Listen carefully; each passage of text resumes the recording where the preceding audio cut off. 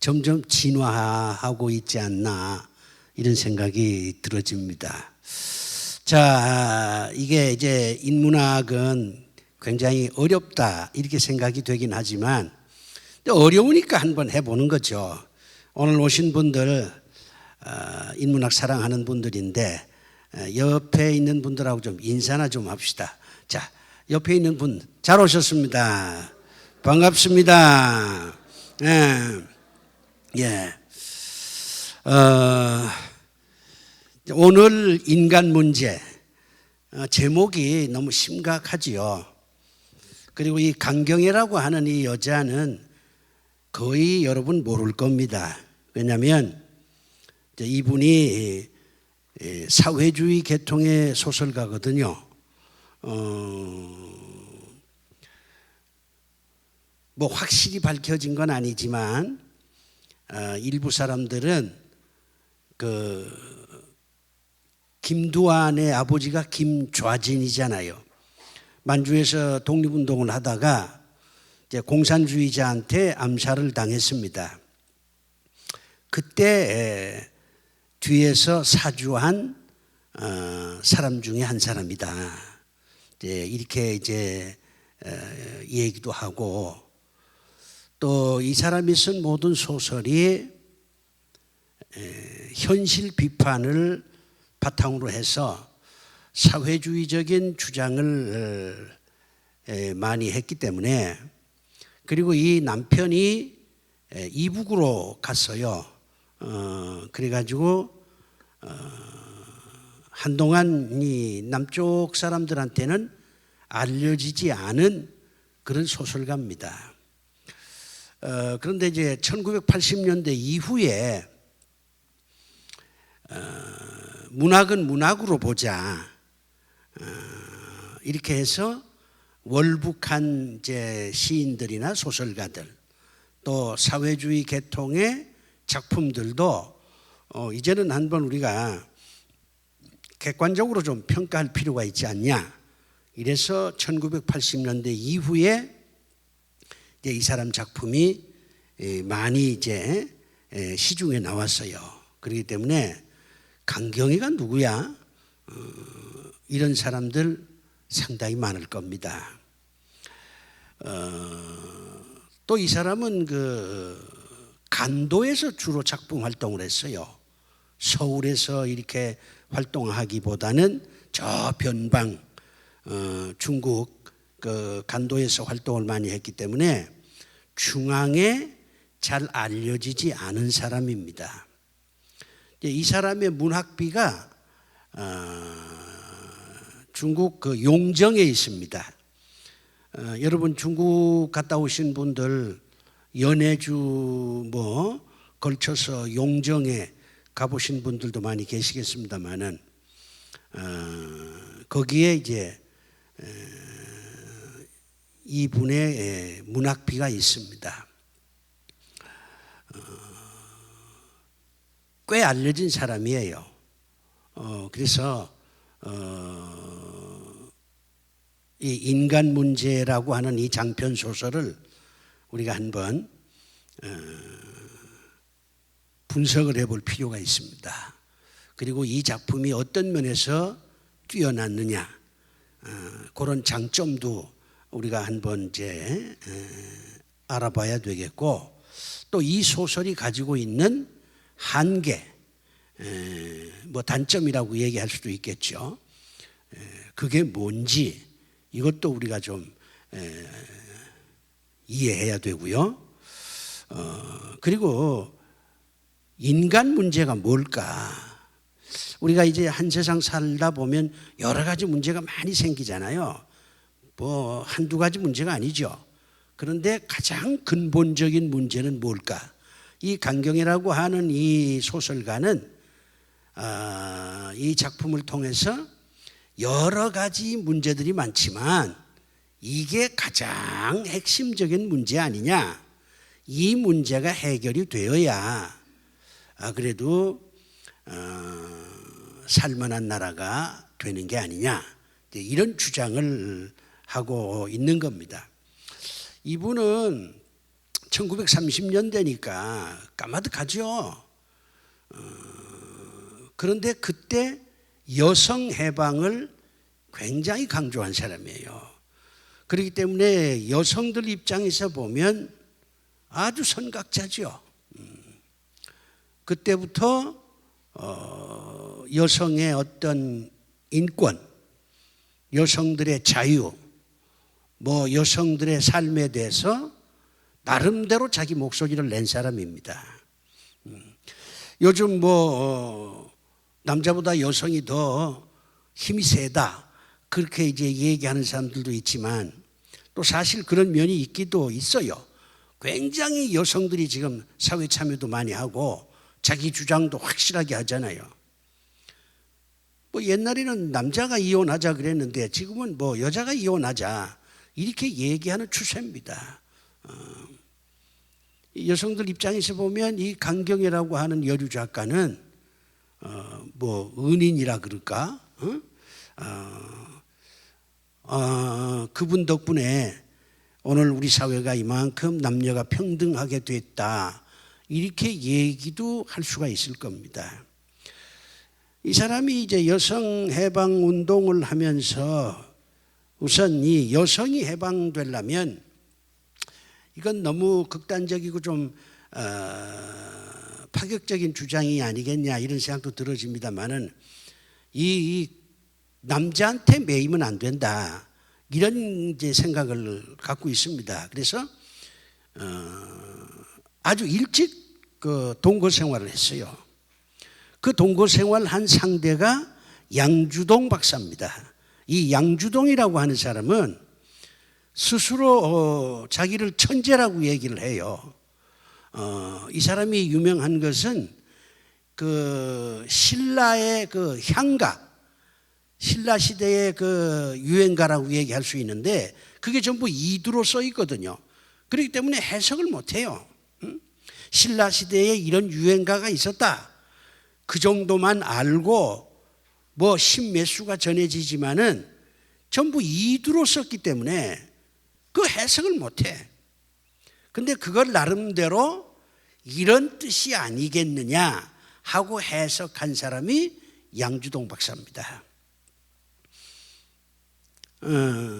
아마 18인가 19에 동거를 했을 거예요.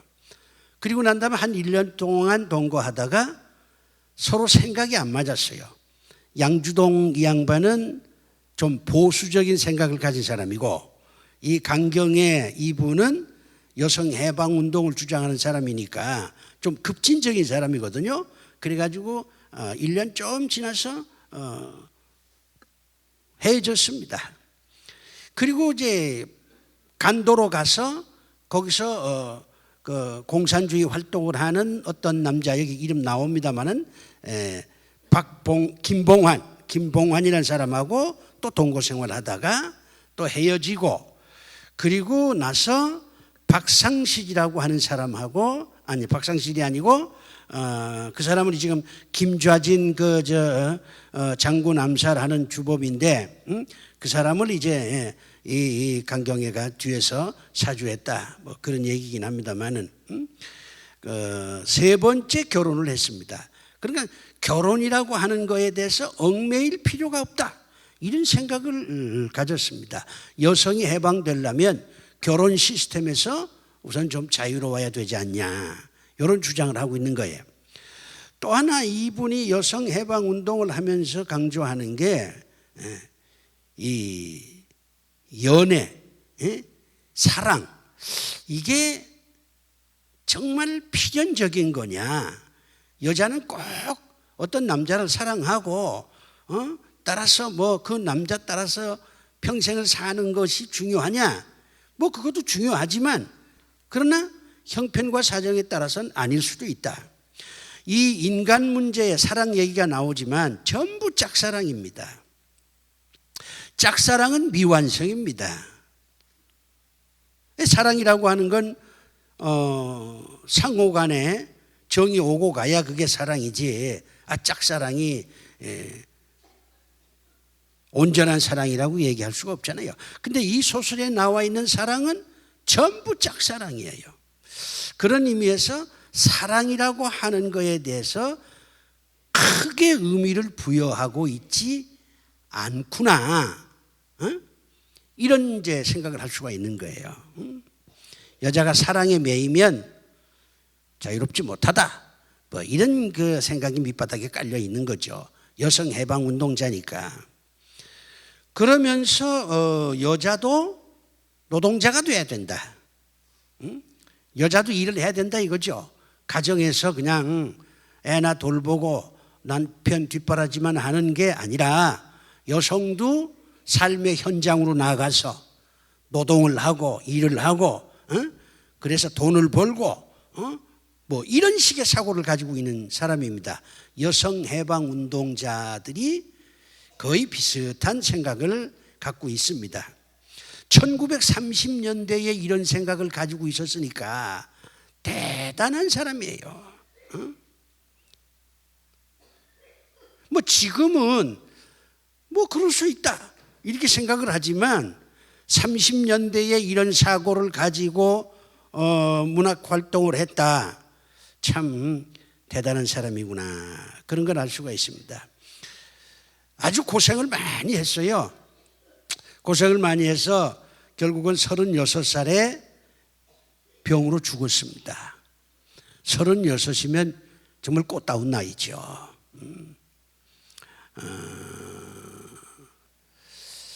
왜 인간 문제를 서울대학교에서 추천을 했을까? 이것도 우리가 생각해 볼 필요가 있습니다. 서울대학에서 서울대학 내노라 하는 교수들이 모여가지고서 100권의 고전을 선택할 때 나름대로 기준이 있었을 거 아니에요. 그러면 이 인간 문제라고 하는 이 소설을 세계 100대 고전 속에 넣자. 아마 반대한 사람도 있었을 겁니다. 그러나 선정하는 모든 교수들이 그래 토론을 걸쳐서 그것도 100권 속에 넣어주자. 이렇게 이제 결정을 하고 결국 이제 우리들한테 한번 읽어보라고 권하는데 그 이유가 뭘까?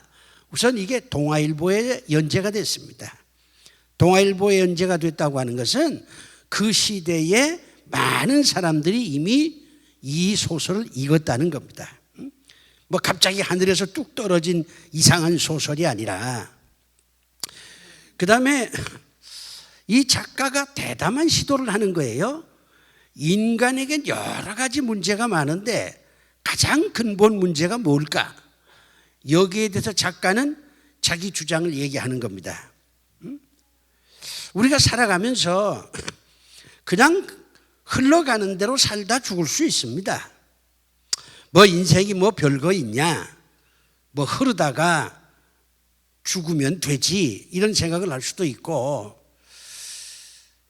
또 뭐 이것저것 사느라고 분주하다 보니까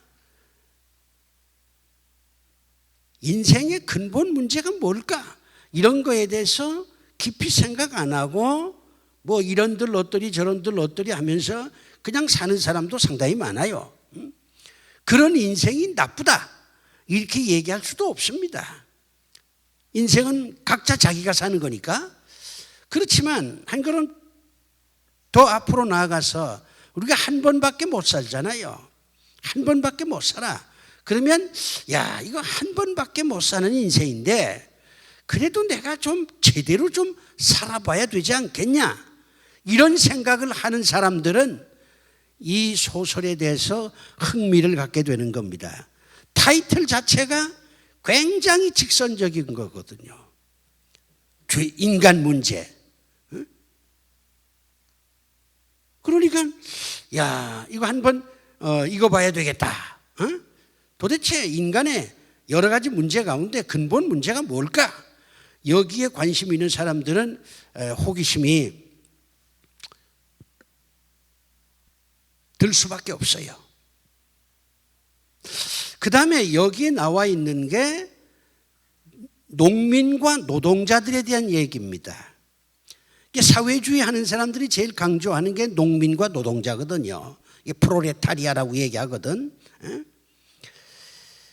그러면 이제 우리나라 역대 소설 가운데 노동 현장을 소설의 무대로 삼은 최초의 작품입니다.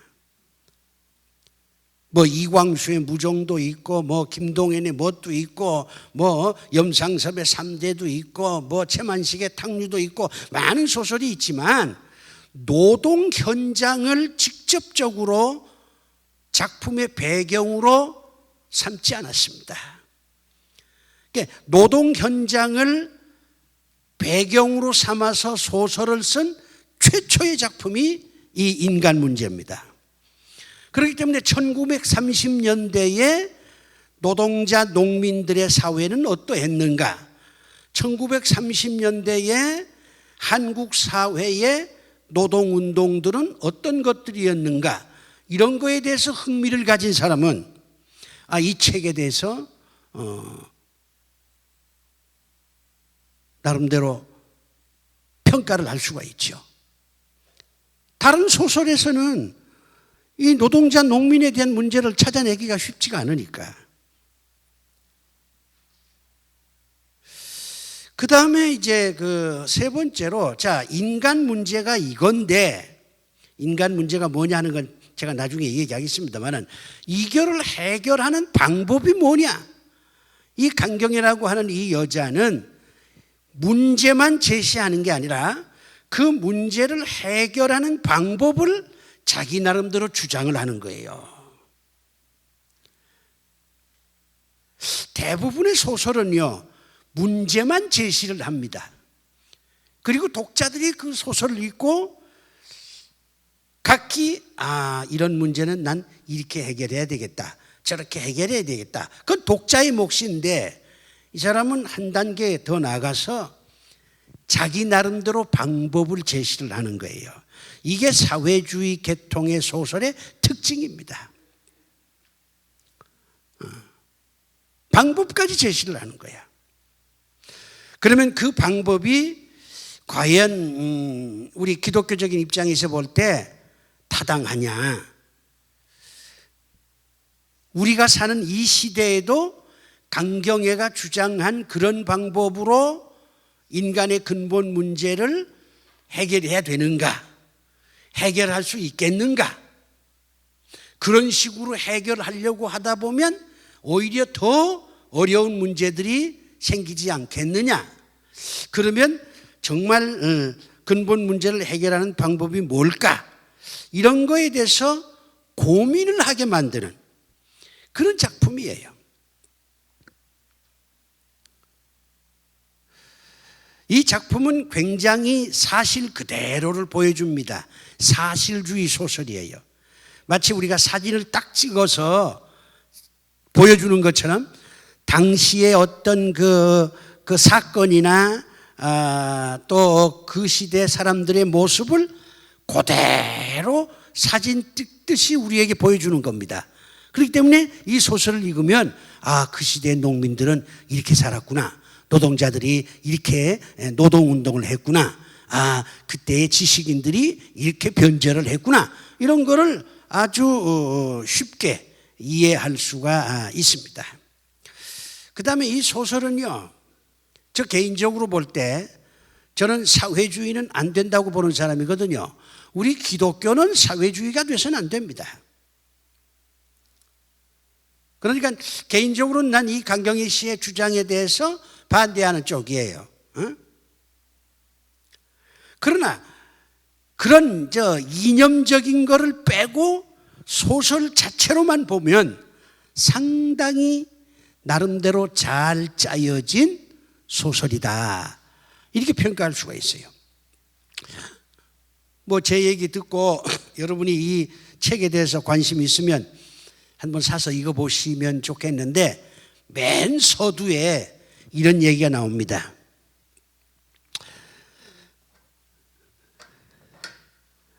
용현이라고 하는 마을, 이게 배경이에요. 그 다음에 서울, 인천, 이렇게 크게 배경이 셋입니다. 여기서부터 출발합니다. 여기서 끝이 나요. 이게 농촌이거든요. 농촌인데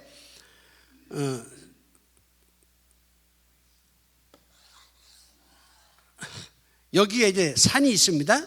여기에 올라서 이렇게 딱 보면 용연 마을이 딱 눈에 들어와요. 근데 어떤 구조냐면 가운데 큰 기와집이 있습니다. 큰 기와집. 이게 부자, 지주가 사는, 큰 부자가 사는 데예요. 으리으리하죠. 그 다음에 양쪽에 양철로 면사무소가 있고, 여기는 주재소라 그랬죠, 옛날에. 경찰서입니다. 파출소라고 해도 좋고, 이렇게 돼 있어요. 그 다음에 이 둘레 뜸뜸이 농가들이 있습니다. 초가집들이 있죠. 농민들이 사는 이런 구조로 설명을 합니다. 이게 굉장히 상징적이에요. 가운데 부자를 보호하는 게 면사무소하고 주재소입니다. 이 면사무소는 행정적으로 뒷받침을 해주는 거고, 그 다음에 파출소, 주재소는 법으로 이 부자를 또 뒷받침해 주는 거예요. 그러면 이 강경이라고 하는 사람의 머릿속에는 부자는 어떻게 되느냐? 부자는 어떻게 되느냐? 고리대금 업하고 소작인들을 착취하고 동시에 면사무소의 지지를 받고, 행정지지죠. 파출소 순사들이 또 이 부자한테 도와주고, 그렇게 해서 부를 축적한다. 이렇게 암시를 하고 있는 겁니다. 이게 정경유착이란 말이 그래서 나오는 거예요. 그러니까 부자가 되려면 우선 농민들한테 갈 거를 많이 가지 못하게 착취하고, 그 다음에 행정적으로 지원을 받고, 파출소에서 법이라고 하는 이름으로 또 보호를 받고, 그렇게 해야 부자가 된다. 이걸 암시를 하는 겁니다. 이게 탁월한 생각이에요. 우리나라의 재벌들에 대해서 비판적으로 우리가 이해하는 것은 재벌들이 이런 구조 속에서 과거에 돈을 벌었다. 이렇게 이제 한쪽에서 주장을 하는 겁니다. 뭐 이 주장이 반드시 정당하냐? 전 그렇게 보지는 않습니다. 저런 면도 있겠지만, 그러나 사업하는 사람들 또 거기에 있는 직원들이 정말 밤잠을 못 자서 고민하고 뭐 세계를 돌아다니면서 영업을 하고 그렇게 해서 뭐 재벌이 만들어진 것이지, 그냥 일도 안 하고 게을러 터지고 말이죠. 근데 단지 그냥 국가에서만 지원을 해서 오늘의 재벌이 됐냐? 난 그렇게는 생각 안 해요. 정부에서도 물론 도와줬고, 그 다음에 본인들도 또 눈물겹게 노력했고, 그래서 오늘날 한국 경제가 이만큼, 한국 경제 굉장히 규모가 큽니다. 수출은 세계에서 7번째예요. 그리고 경제적으로는 11번째인가 그렇게 돼요. 엄청 잘 사는 나라가 된 겁니다, 지금.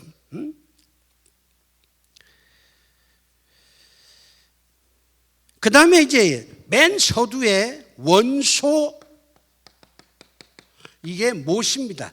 호수라고 해야 되나, 뭐 못이라고 해야 되나. 하여튼 이 큰 호수가 여기 있어요, 용연마을에. 이 원소라고 하는 그 연못에 대한 전설을 얘기를 해요. 전설. 어떤 전설이냐? 여기에 부자가 하나 있는데 장사청지라고 하는 부자가 있어. 그런데 흉년이 들었어요. 그 주변에 있는 사람들이 먹을 게 없잖아요. 그래서 이 부자한테 가서 우리 굶어 죽게 됐으니까 좀 먹을 걸 달라. 그랬더니 이 부자가 도와주지 않습니다. 백성들이 다 굶어 죽게 됐어. 그러니까는 사람들이 이 집으로 몰려와서 겁탈을 합니다. 양식을 다 뺏어가. 그러니까 이제 이 첨지가 경찰서에 신고를 해요.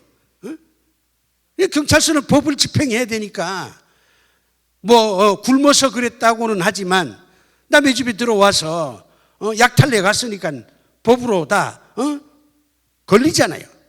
잡혀가요. 잡혀가서 매도 맞고 쫓겨나기도 하고 감옥에 가기도 하고 심지어 어떤 사람은 죽기도 하고. 그래서 그 가족들이 또 몰려옵니다. 몰려와서 이 사람을 원망하는 소리를 하면서 막 울어. 근데 눈물이 얼마나 많은지 눈물이 모이고 해서 못이 됐다 이거예요. 이걸 앞에 딱 깔아놓아요.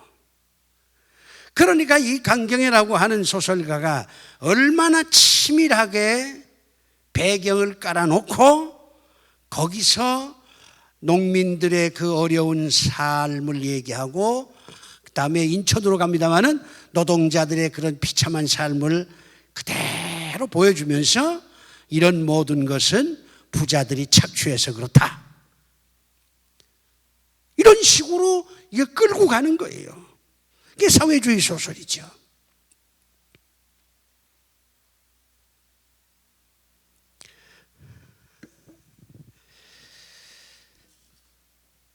자, 그러면 등장인물을 한번 봅시다. 덕호라는 사람이 부자야. 여기 말이야. 부자인데 이 소설의 문제 중에 하나는 뭐냐면 부자는 다 나쁜 놈이다 하는 식으로 깔고 소설을 쓰는 겁니다. 부자들 가운데요 정말 좋은 사람 많습니다. 그 가장 대표적인 사람이 경주의 최부자잖아요. 6.25가 터져서 인민군들이 경주를 점령을 했어. 지주들 전부 인민재판으로 죽였잖아요. 경주의 최부자도 이제 잡혀왔어. 그런데 그 동네에 있는 농민들이 최부자 죽이면 안 된다. 얼마나 우리한테 잘해주는지 모른다. 배고프면 쌀 갖다 주고 저 사람 죽이면 안 된다. 그래가지고 인민군들이 최부자를 못 죽였어요. 그 동네 농민들이 딱 막아서. 그러니까 우리가 부자는 나쁘다 이런 발상은 비성경적인 겁니다. 성경에 좋은 부자가 얼마나 많아. 욥도 얼마나 좋은 부자예요. 근데 이 사람은 처음부터 사회주의적인 발상을 가지고 이제 소설을 쓰기 시작하니까 부자는 나쁘다 이런 전제를 깐 겁니다. 그럼 어떻게 나쁘냐? 이제 부자가 나쁘다는 걸 이제 보여줘야 되니까 부자가 나쁘다 그러면 딱 두 가지를 얘기합니다. 하나는 뭐냐면 농민들, 소작인들을 착취하는 겁니다. 이제 밭이 있으면 소작인들한테 논아주잖아요. 거기서 벼 100가마 하면 사실은 이제 일한 사람을 더 많이 줘야지. 한 70가마 주고 자기는 한 30가마 가지고 가야 되는데 반대로 그냥 자기 70가마 가지고 가고 소작인 뼈 빠지게 일을 했는데 30가마만 주고 이거면 착취죠. 그게 첫 번째가 착취입니다. 두 번째는 뭐냐면 축첩이에요. 이 착취는 물질을 착취하는 거죠. 물질을 착취하는 거예요. 그런데 축첩이라고 하는 건 뭐냐면은 성을 착취하는 겁니다. 여자의 성을. 근데 이 사람이 딸만 있어. 아들이 없어요.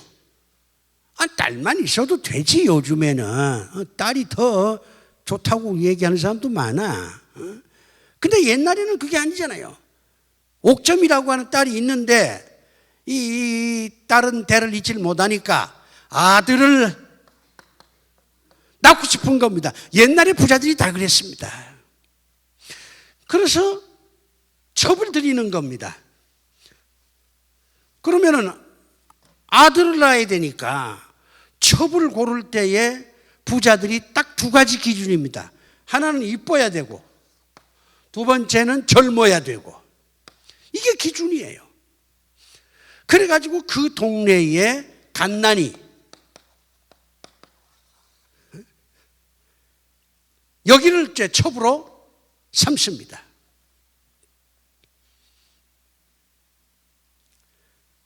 근데 이 갓난이가 애를 못 낳아요. 그러니까 구박을 하는 겁니다. 그러니까 더 이상 갓난이한테는 이제 기대를 안 하고, 그 다음에 두 번째로 또 첩을 하나 얻습니다. 이게 선비입니다. 이게 여자 주인공이에요. 선비. 근데 갓난이하고 선비는 같은 동네에 살 뿐만 아니라 서로 친구야. 응? 친구야. 선비가 이제 첩으로 들어오는데 갓난이는 결국은 쫓겨나죠. 그래서 갓난이는 서울로 갑니다. 그럼 이제 선비가 이제 애를 낳아야 되는데, 그 애 낳는 게 그렇게 뭐 인간 마음대로 되는 게 아니잖아요. 근데 겉으로 보기에는 임신한 것 같아. 뭐 유사 임신인지 뭔지 하도 덕호가 아들 하다 보니까 선비를 가만히 보니까 뭐 임신한 것 같아요. 그래서 임신했냐 물어요. 이 선비는 뭐 그때는 자기 진단이 안 되잖아요. 임신한 것 같기도 하고 안 한 것 같기도 하고 이제 오락가락하죠. 자, 이때 어떤 일이 벌어지냐면, 아까 딸이 있다고 그랬죠? 옥점입니다. 이 딸이 부자니까 서울로 유학을 갑니다. 서울로 유학을 가는데 서울서 신철이라고 하는 경성제국대학, 요즘 말로 하면 서울대학이죠. 거기 법대생하고 기차에서 만나요. 기차에서 만나서 서로 주거니 받거니 얘기하다가 나도 서울 갑니다. 저도 서울 가요. 그래가지고 이제 만난 그런 대학생인데, 그게 신철입니다. 신철. 이 덕호의 딸이 이제 신철이를 사모하게 되죠. 그래가지고 우리 집에 한번 놀러 가자 하고선 데리고 이 용현마을 아버지 있는 집으로 와요. 그때 이 딸은 은근히 우리가 부자야. 응? 그 자기가 좋아하는 신철이한테 우리 집이 부자라고 하는 걸 보여주면서 결혼하고 싶은 그런 어떤 속셈이 있으니까 신철이를 데리고 용현마을 아버지 집으로 옵니다. 거기서 누굴 보냐? 그때는 이제 선비가 아직은 덕호에 첩이 되질 않고 그 집에서 한연옷을 하고 있었습니다. 선비가 이 선비를 딱 만납니다. 만나니까 신철이가 마음이 선비 쪽으로 가는 거예요. 이게 삼각관계가 되죠. 딸은 신철이 좋아하고 신철이는 선비 좋아하고 이 삼각관계가 돼요. 이 여자가 이제 셈이 나죠. 신철이를 여러 번 유혹을 해도 넘어가질 않습니다. 그러니까 나중에 이제 이 딸이 아버지한테 모함을 합니다. 이 선비가 신철이하고 관계가 있다 이거죠. 그때는 이제 첩이 된 다음입니다. 결국은 덕호에 의해서 선비도 아주 그냥 엄청 폭행을 당하고, 그래서 선비는 더 이상 견디질 못해서 난 이제 이 마을에서 못 살겠다, 서울로 가야 되겠다 이렇게 합니다. 근데 서울에 아무 연고가 없잖아요. 생각한 끝에 갓난이 생각이 난 겁니다. 갓난이도 나처럼 이 고통을 당하고 서울로 갔다는데 내가 갓난이한테 가면 되겠다. 수소문을 해서 결국은 서울에서 이 선비하고 갓난이가 만납니다. 근데 그때 이 갓난이는 옛날의 갓난이가 아니야. 옛날에는 그저 남의 집 첩에 지나지 않았는데 서울에 와서 뭐 이렇게 저렇게 노동하고 방직공장 다니고 뭐 이러다 보니까 이 갓난이가 노동운동가가 된 거예요. 노동운동가가. 그래서 선비가 만나면서 간난이가 사회주의 노동운동에 대해서 선비한테 의식화 교육을 합니다. 그리고 난 다음에 인천으로 넘어가는데 이때 인천에 큰 방직 공장이 이제 세워진 거예요. 그래가지고 우리가 돈을 좀 벌어야 되니까 인천으로 가자. 그래서 간난이하고 선비가 인천에 있는 방직 공장으로 가는 거예요. 그럼 신철이는 어떻게 됐냐? 이게 덕호가 신철이 집으로 찾아옵니다. 신철이 아버지를 만나서 우리 딸하고 당신 아들하고 결혼시키자. 그러니까 신철이 아버지가 좋다. 신철이를 불러요. 결혼하라. 못하겠습니다. 아버지하고 아들이 결혼 문제 때문에 충돌이 벌어집니다. 그래서 신철이가 여기도 집을 나와요. 집을 나와. 아버지하고 싸워서. 그리고 신철이는 그 다음부터는 이제 먹고 살아야 되니까 여기저기 가서 하루살이 인생을 살다가 노동운동을 또 하기 시작을 합니다. 그리고 신철이도 인천으로 가는 거예요. 그래서 인천에서 간난이하고 선비하고 신철이가 인천에서 다 만나는 거예요. 인천에서. 지금 인천이 마지막 공간입니다. 노동운동의 마지막 집결이 지금 인천이거든, 방직공장. 그 다음에 여기 이제 두 번째 주인공이 첫째입니다. 첫째. 이 첫째라고 하는 거는 동생이 없으니까 어머니가 그냥 낳아서 그때는 이름도 잘 지어주지 못했잖아요. 일제시대니까. 너는 그냥 내가 처음 낳았다 해서 첫째야. 첫째인데 여기도 엄청 가난해. 아버지가 돌아가셨어. 먹고 살기가 어려워요. 그래서 어떻게 이제 먹고 사냐면은 이것도 이제 강경이라고 하는 이 작가가 그 노동자 농민 사회가 굉장히 비참하다고 하는 것을 의도적으로 드러내려고 하니까 뭐 이런 식의 스토리를 만들었겠죠. 이 첫째 어머니가 결국은 동네 사람들한테 매춘을 합니다. 먹고 살 길이 없으니까. 그러니까 첫째가 자기 어머니하고 대판 싸워요.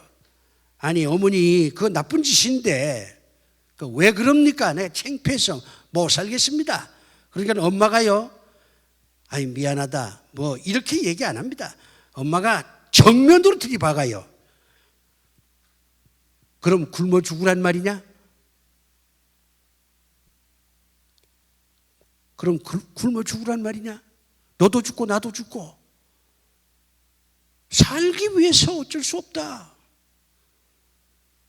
이렇게 이제 어머니가 맞받아칩니다.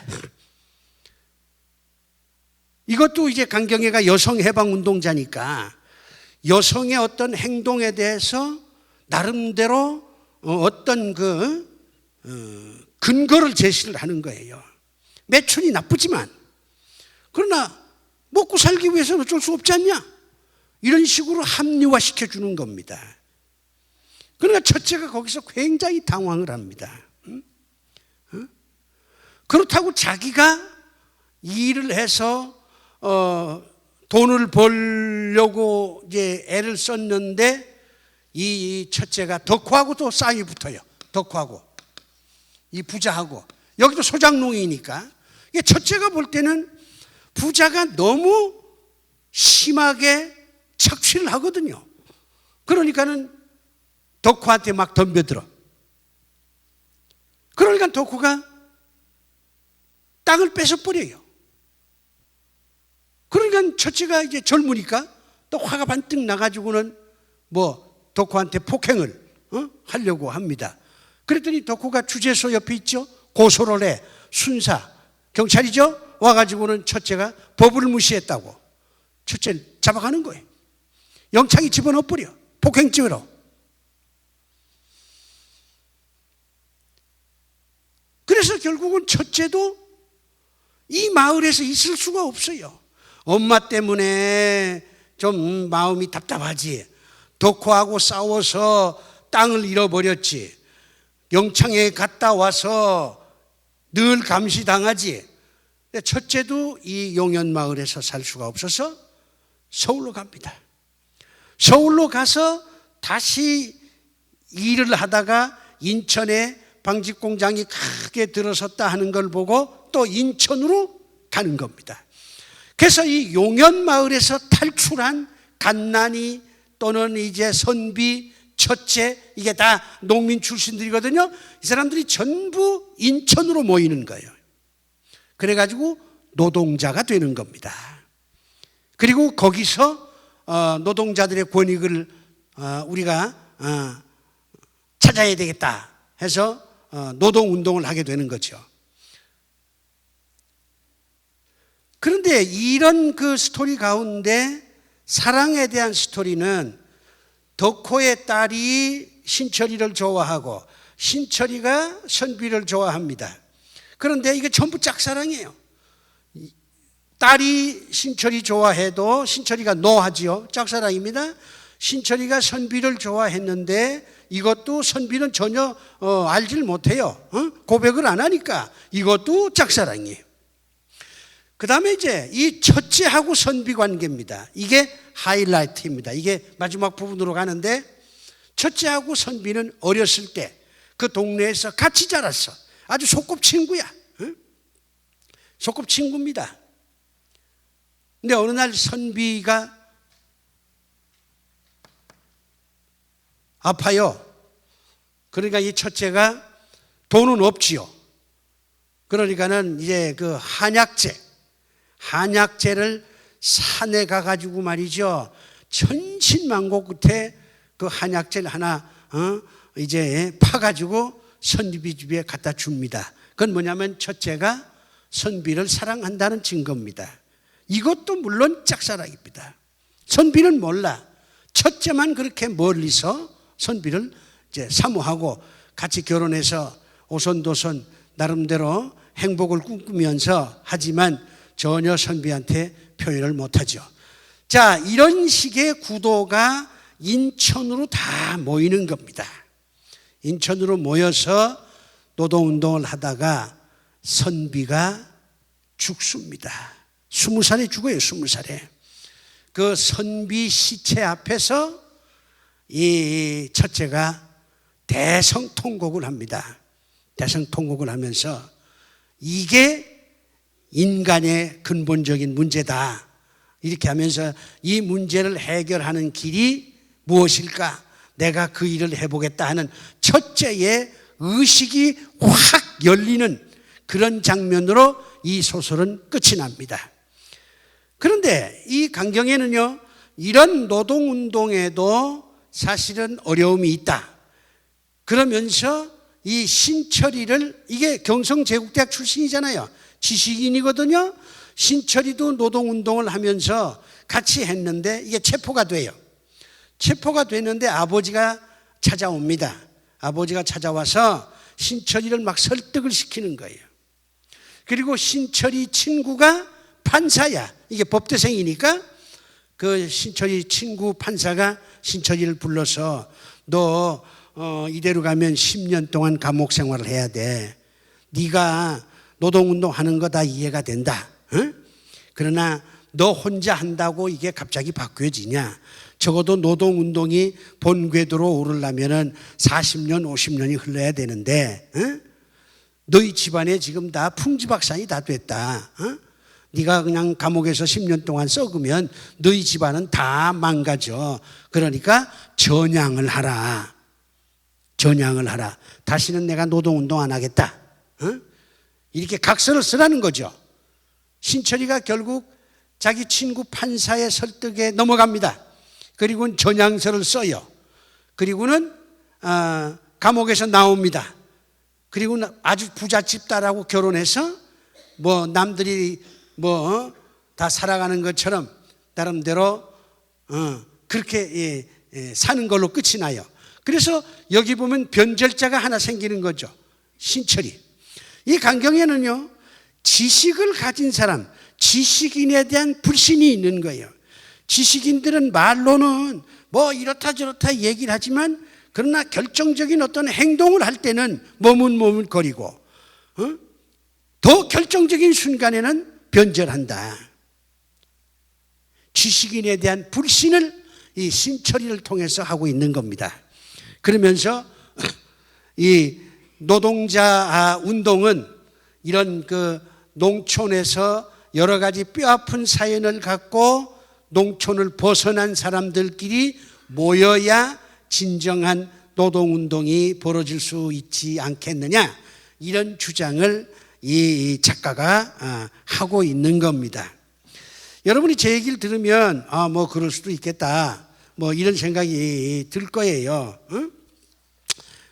그러나 이제부터 좀 딴 얘기를 합시다. 자, 이 사람이 본 인간의 근본 문제가 뭐냐? 근본 문제가 뭐냐? 약자에 대한 차별 그리고 착취, 이게 근본 문제라고 보는 거예요. 이게 덕호를 통해서 나타나는 거죠. 약자가 누굽니까? 여성. 약자가 누굽니까? 소작인. 그런데 덕호가 그 착취하고 차별하고 그래서 약자를 괴롭히잖아요.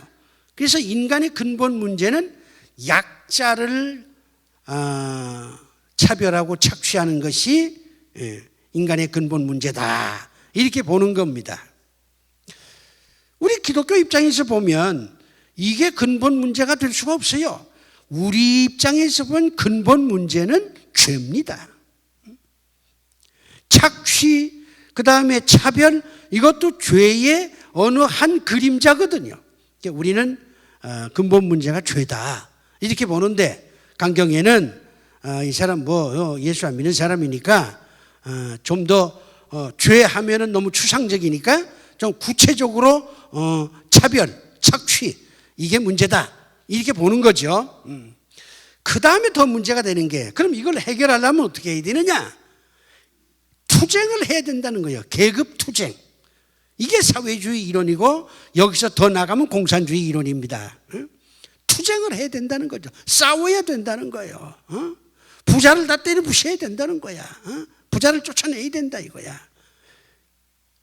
그래야 이런 근본 문제가 해결이 된다.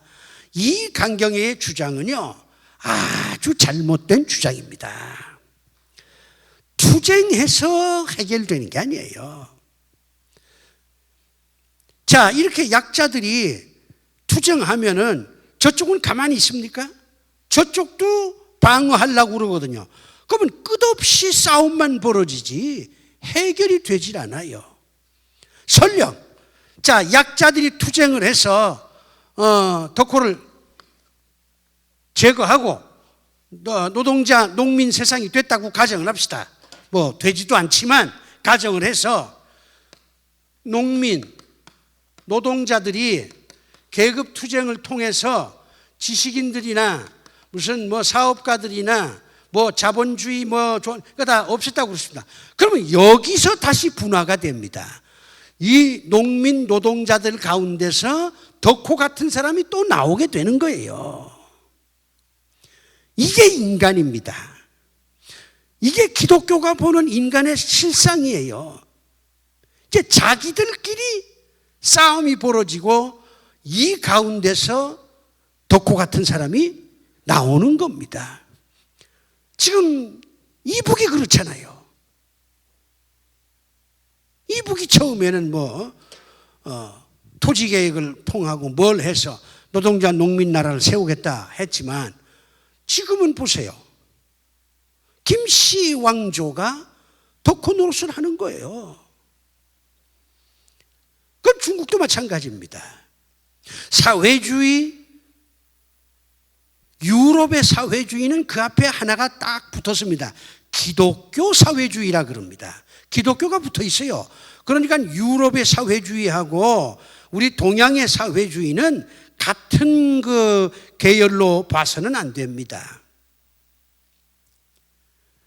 계급 투쟁으로 문제를 해결할 수 있냐? 이거는 아니다. 따라서 강경에는 현상만 보았지 인간의 본질을 제대로 보지 못한 사람이다. 저 그렇게 평가합니다. 현상만 보았어. 농민과 노동자들이 억울함을 당하고 착취당하고 차별당하고 그런 것만 보았지 인간의 본질 그거는 제대로 보질 못했다. 그 다음에 이제 큰 문제는 차별과 착취입니다만은 작은 문제들, 이건 내 주장입니다. 그 작은 문제들은 내가 7가지 얘기를 좀 하랍니다. 가난, 이게 문제죠. 폭력으로 문제를 해결하는 건 이것도 문제다. 사랑, 질병, 나중에 이 선비가 폐병으로 죽습니다. 질병도 문제. 갈등, 이거는 신철이가 내가 변절을 할까 말까, 전향을 할까 말까, 많은 갈등을 겪습니다. 무지, 모르니까 여러 가지 그 어려운 일들을 스스로 만들어내요. 그 다음에 법, 이 법이라는 게 정말 법 앞에 평등하다 그러잖아요. 근데 그건 말이 그렇지 법 앞에 평등하지가 않아요. 지금 우리 사회가. 우리 사회가 법 앞에 평등하지 않아요. 박근혜 정부 때의 법에 적용하고 지금 이 정부의 법의 적용이 과연 똑같이 되는 거냐? 그거 아니잖아요. 그러니까 법도 어떻게 이걸 적용하느냐? 그러니까 요즘 이제 검찰총장이 뭐 대통령 무슨 뭐 2위까지 올라갔다는데 그 양반은 어떤 법과 원칙에 따라서 전 정부건 살아있는 정부건 똑같이 적용한다. 이런 원칙 하에서 이제 일을 벌리다 보니까 백성들한테는 이제 박수갈채를 받는 것이지요. 법이 평등해야 되는데 그렇지 못한 것, 이것도 작은 문제 중에 하나다. 이렇게 보는 거죠. 그 다음에 인간은 깨어갑니다. 인간은 깨어가는 존재예요. 근데 깨어가는 과정이 남자하고 여자하고 좀 달라요. 여자는 어떻게 깨어가느냐? 개인적인 일을 통해서 의식이 깨어나가는 거예요. 개인적인. 예를 들면 선비 같은 경우는 처음에는 덕호가 자기를 아주 딸처럼 잘 대해주고 그러니까 아버지처럼 생각을 하죠. 그 집에 가서 열심히도 일하고. 근데 덕호가 나중에는 이제 첩으로 삼잖아요. 그런 과정에서 덕호라는 이 노인이 나를 정말 사랑하고 그런 게 아니라 나를 이용하려고 하는구나. 자기의 어떤 욕심을 채우기 위해서 내가 도구가 되어 가는구나. 이런 걸 깨달으면서 의식화되는 거죠. 남성의 첫째죠. 여기는 경제적으로 깨어나기 시작합니다. 자, 어머니가 그렇게 먹고 살기 위해서 그 아픈 삶을 사는데 그거에 대해서 반대했다가 어머니가 얘기하는 거에 대해서 답변을 못해. 이거 다 돈이 없어서 이렇구나. 이런 경제적인 측면에서 의식화가 되는 거죠. 그 다음에 사회적입니다. 법이라고 하는 게 왜 평등하지 못하냐 이거죠. 왜 덕호 편만 들고 내 편은 안 드느냐 그 말이요. 사회적인 차별을 통해서 이 남성은 의식화되어 가는 거예요. 그래서 남성과 여성은 뭐 남녀 평등 좋지요. 그러나 그 의식화되어 가는 과정이 남자하고 여자는 좀 다르다. 이런 것도 우리가 이해를 해야 되겠습니다. 자, 그럼 이제 끝을 냅시다. 기독교 입장에서 좀 비판을 하면 지주와 가족은 일방적으로 나쁘다. 이거는 곤란합니다. 부자와 그 가족들이 다 악하냐? 아니에요. 아주 정말 훌륭한 부자도 있고 훌륭한 가족들도 있습니다. 이게 너무 한쪽으로 치우쳐졌다 그런 얘기죠. 노동자들은 다 선하고 이념적이냐? 인천에 모인 모든 노동자들을 이 강경에는 다 좋은 사람으로 표현합니다. 아주 이념적이고. 그런데 노동자들이 다 선하고 이념적이냐? 아니에요. 요즘은 노동귀족이란 말도 나오잖아요. 요즘은 노동자가 더 자본가보다 더 힘이 세. 그리고 모든 노동자들이 이념을 가졌다고 해서 그 이념이 다 옳은 이념이냐? 그렇진 않죠. 이념을 못 가진 노동자도 있고 잘못된 이념을 가진 노동자도 있고 물론 바른 이념을 가진 노동자도 있을 겁니다만은, 그러니까 노동자들이 다 선하고 이념적이다, 이것도 좀 지나치지 않냐. 그 다음에 나를 차별하고 나를 착취하는 자를 원수로만 이해하고 그들과 싸워야 되느냐, 이거는 성경적이 아닙니다. 원수를 사랑하라 그러잖아요. 나를 착취하고 나를 차별하는 사람, 그 사람하고 싸우고 뭐 이게 아니라 오히려 그런 원수를 사랑해서 사랑으로 그 사람을 감동시키는 것, 이게 더 중요하지 않냐, 이렇게 기독교는 말하고 있다는 겁니다. 인간 문제를 해결하는 방법은 투쟁이 아니라 서로 사랑하는 거다. 이게 어렵습니다. 서로란 말이 어려워요. 내가 여러분을 사랑하지, 근데 여러분이 날 미워하면 어떡해? 내가 사랑한다 이렇게 얘기했는데 상대가 나는 당신을 사랑하지 않아, 그러면 이게 방법이 없는 거예요. 이 서로라고 하는 말이 참 중요합니다. 그렇기 때문에 사랑에는 인격이 동반돼야 된다, 이게 내 주장입니다. 사랑에 인격이 동반돼야 돼요.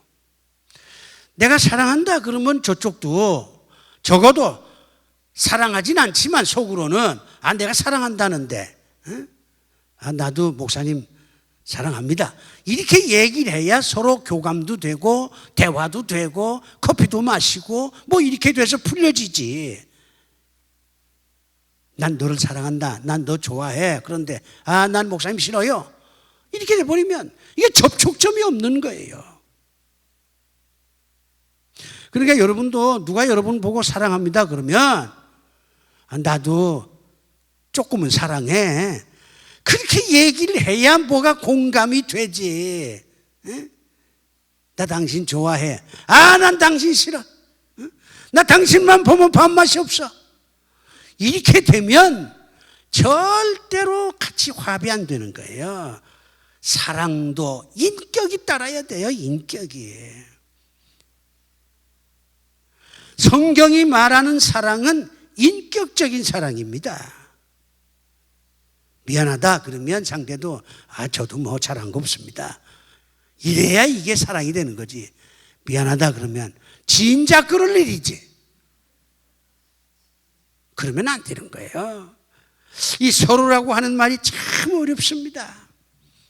내가 76년 동안 인생을 살면서 정말 사랑이 어렵다 하는 걸 깨닫는데 왜 어려울까? 왜 어려울까? 그 원인을 찾아보니까 인격이 동반되지 않으니까 사랑이 어려운 거로구나, 이런 걸 이제 깨닫는 거예요. 오늘날 한국 사회에서는요, 이제 뭐 노동자 농민의 지위가 상당히 강화돼서 더 이상 차별받는 존재는 아닙니다. 그리고 요즘은 뭐 약자에 대한 법적 지원이 굉장히 강조가 돼서요, 법이 일방적으로 부자 편 드는 것도 아니고요, 또 이제는 계급의식이 많이 약화가 돼서요, 계급 투쟁보다는 서로 공존하는 길을 찾는 것이 오늘날 우리 사회가 평화롭게 되는 길이 아니겠느냐, 이런 생각을 하는 거예요. 성경도 공존을 굉장히 강조합니다. 공존이란 뭐냐? 같이 살자 이거죠. 부자와 가난한 사람이 같이 살고 남자와 여자가 같이 살고 정상적인 사람하고 장애를 가진 분들이 서로 같이 살고 이제 서로 같이 살려고 하는 노력을 해야 우리 사회가 평화로운 사회가 되지, 자꾸 투쟁적인 개념으로만 보면 우리 사회는 평화로운 사회가 될 수가 없다. 그 다음에 이제 마지막 결론입니다. 왜 이렇게 이제 악해지는가? 덕후가 악하잖아요. 방직공장 감독이 악합니다. 왜 악할까?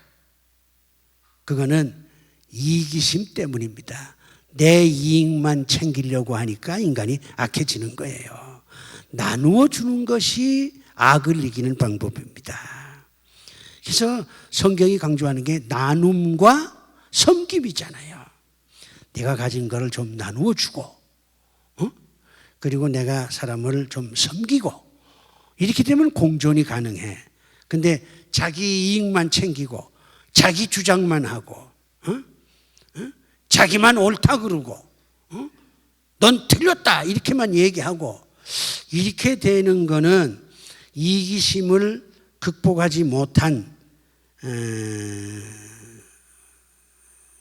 그런 것 때문에 생겨나는 게 아니겠나. 뭐 저도 이렇게 76년이나 살았으니까 살 만큼 살았죠.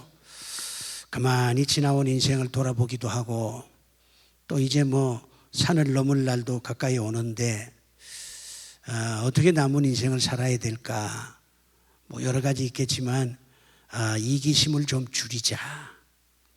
그리고 가지고 있는 거 아무리 작은 것이라도 내가 가지고 있는 것을 남한테 조금이라도 나누어 주고 남을 좀 섬기는 삶을 좀 살아보자.